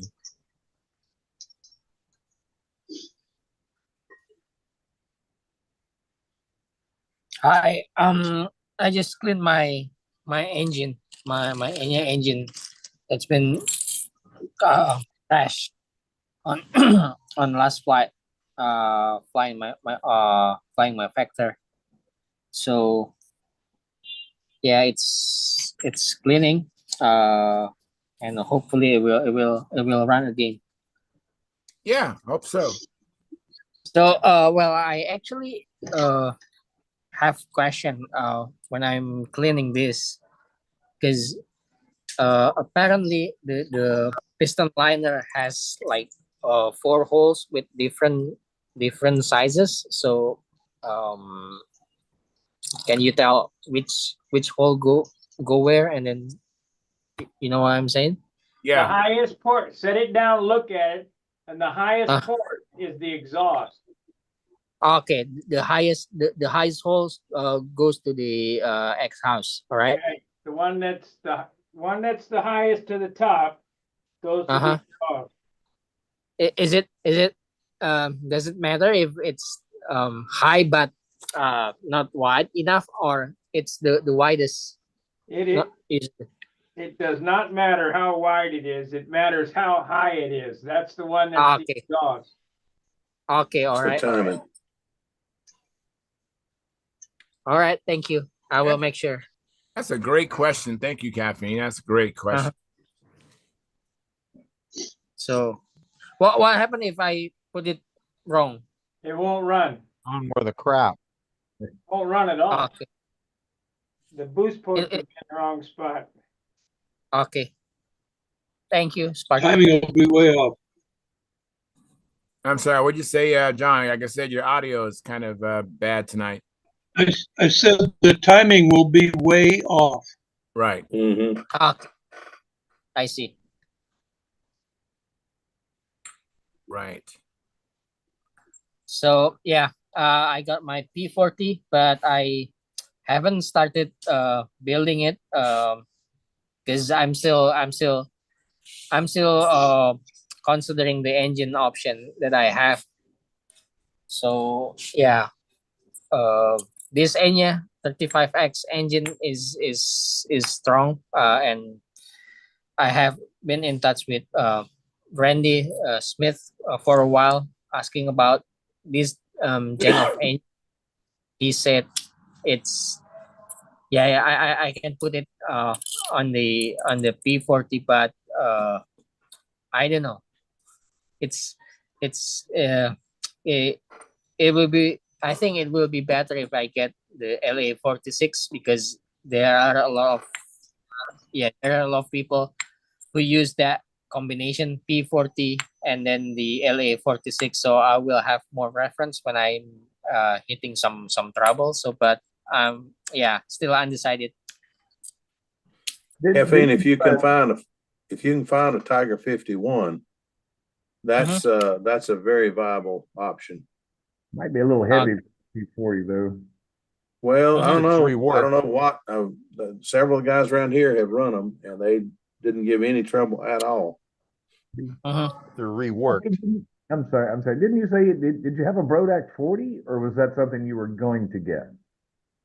I can find it here in Indonesia, but I don't have it in my possession, so I still have to buy. So it wouldn't if be I a go, bad either, but the LA46, if you've got a LA46 or a chance to get the LA46, boy, that's a fine running motor.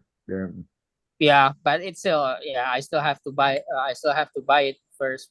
But this Enya 35X is on my possession, so Sure. yeah, I'm still thinking about it. 45X still runs. I'd think about that. I have a What's picture. that, Phil? I have a picture of that big Pathfinder Brent Williams sent over. Cool. Let me share Cool. with you. Let me share it. Ooh, that is pretty. Very nice. That is very pretty. I Very forgot nice. that Ben had that. Thank you, Brent Williams. Wow. Appreciate that. I've never seen this image before. Nice. Very sharp. It's a beautiful airplane. Oh, yeah. It looks like does it runs look nice. muffler pressure on that too, right? Looks like it. Yeah, it looks like it. Gordon And built I that. do like it with the tapered wing. It looks sharp. Yes, Sparky. That was a Gordon build. Gordon Delaney. That wing is not hard to build. It's different, but it's not hard. It built on the table. They designed that thing to build on the table, and the lightning holes inside it, I cut them before I thought anything about it and said, well, now how do I do this? Because I don't have any room to build it on rods. So I talked to John, and he said it was built on the table. So I laid it on the table and looked at it, and by George, it works. And it came out with a good straight wing. Ask him what that's covered with. Yeah. Just did. Some kind of coat. Hey, Brent, do you know what that covering is, Brent, on the big Pathfinder I'm showing? We'll get a response shortly. Yeah. 3-blade prop and looks like Pretty airplane, isn't it? Probably a 51 engine. That's a beautiful airplane. I like that. That wing sure is shiny. Charles. Yeah? Yeah, Lynn? I just said thanks. Thanks Oh, for you're posting that. You're That's welcome. awesome. Yeah, Brent had passed it on to me, so that was great. Yeah, that's nice. And Thanks, let's Brent. see here. I have another comment from old control line pilot. That's Bob Whitley up in Canada. He says Brian Gardner recommends some caster in the plane bearing Fox 36X conversion using his piston and liner sets. Means they're set up a little loose. Didn't know that. Fox 36 or Evo 36? He said Fox 36. Okay, because we were talking about Evo 36s, but I don't know. Yeah. Who's looking for an Evo 36? Caffeine? No, I think Mark Lumen, you have one, Mark? I actually picked up a couple and just gonna try to play around with them a little. I think pretty much the end result is we just try a couple of head shims and keep the nitro low, and it's never gonna be a good 2.4 brake engine from what. They run great. Okay, well, what you got any tips or tricks, or just keep? Really. They run great. Okay. Yeah. Very good. And then I have Brent Williams. It says monocoat. That's what I thought. So this is a C2 wing. It is a Donovan 80/20 airfoil at 22. I think I got this heart covering up was after 20. I think 22% thickness, and it's great. Beautiful, but Thank you, Brent. I kind of figured it was monocoat because if it was that shiny with dope or paint, it'd be a rock. It'd be heavy. Right. Right. Unless Spark, you have seen some of your course. paint jobs that were that shiny. Yeah, well, lots of work goes into making them that shiny. So we have No argument here. 22 concurrent viewers, 22 likes, 100%. Thank you very much. Well, pretty much. Well, actually, we have 20 viewers and 22 likes. So thank you very much. Don't forget the super chat. Super chats help. And if you watch this as a replay later on, just do the super thanks. And you can join. At the bottom tier is just $4.99 a month. That's 17 cents a day, and you have access to some people who have 60 years plus building and flying. I think it's a tremendous value, really, just to be able to glean information from guys like that, actually build on the shoulders of giants, and don't have to make your own mistakes and figure it out. They can tell you how to get there, where you want to be. So, and then the super chat, you can do that any amount you like. Hopefully you see the value in this program and give accordingly. Charles needs some beans. Yes, and then old control line pilot says, and he's also a member of our YouTube channel. We have some people in our chat box that actually, I think Bob Whitley is one of our super tippers. He's not at the lower level; he's at the higher level. And he says, for Lynn, my comment was with reference to Denny's observation about ABC engines in general. Okay. Yeah. Cool.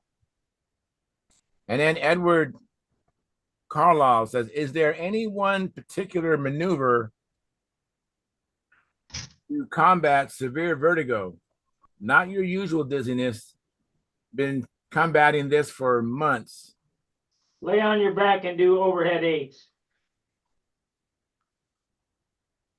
Yeah, man.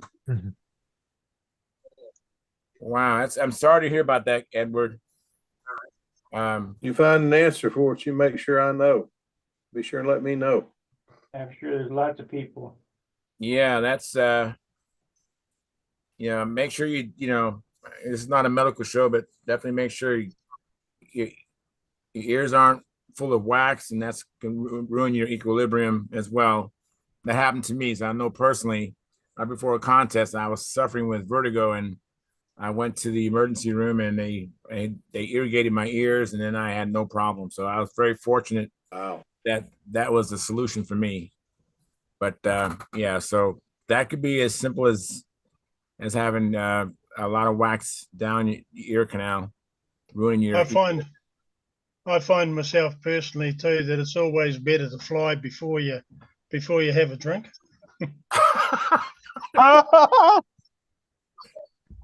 Yeah, I'd be good at. You know what? I think that makes a lot of sense. Yep. Well, some guys fly better after a drink. Yes. They just I knew a guy like that. That'd be I me. knew at a the guy moment. like that. Len, are you going to Brodax this year? I'm not. I'd like to, Sparky, but I don't know if we can afford it. Yeah, No guarantees. I missed seeing you there last year. Or did I see you last year? And I would No, miss. not last year. I No, I not haven't last been year. since 29. I haven't been since couple of years, 2022. 2022, I went to Brodax and the Nats. It was very, very expensive. Just can't do it anymore. It's just, if you this gotta is the pick thing. I mean, one- I love going to contests and stuff, but it's now that I'm retired and Naomi's retired, we just can't afford to do it very often. We just can't do it. It's too expensive to travel and spend a week down there or spend a week at the Nats. It kicks us really hard. So we just don't do it anymore. Totally It's understand not that. that it's not that we don't want to. We'd love to. We love seeing all you guys and going to these things, but we just can't do it. And that's just being honest about it. Yeah, I totally understand that. Like- and I totally My contest traveling days are very minimal now. It's just got to be that way because yeah.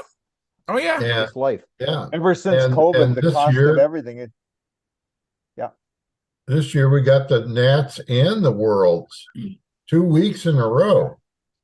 Yeah, I'm not going to be able to make it to either one of those either because it's just too much. We just can't do Yeah. it, and that's a shame because I would love to see the world champs. I'd love to come to the Nats again, but we just can't. And it's not because we don't want to. We would love to do the stuff. But you know, ever since COVID, the price of everything's just gone through Oh, the yeah. roof.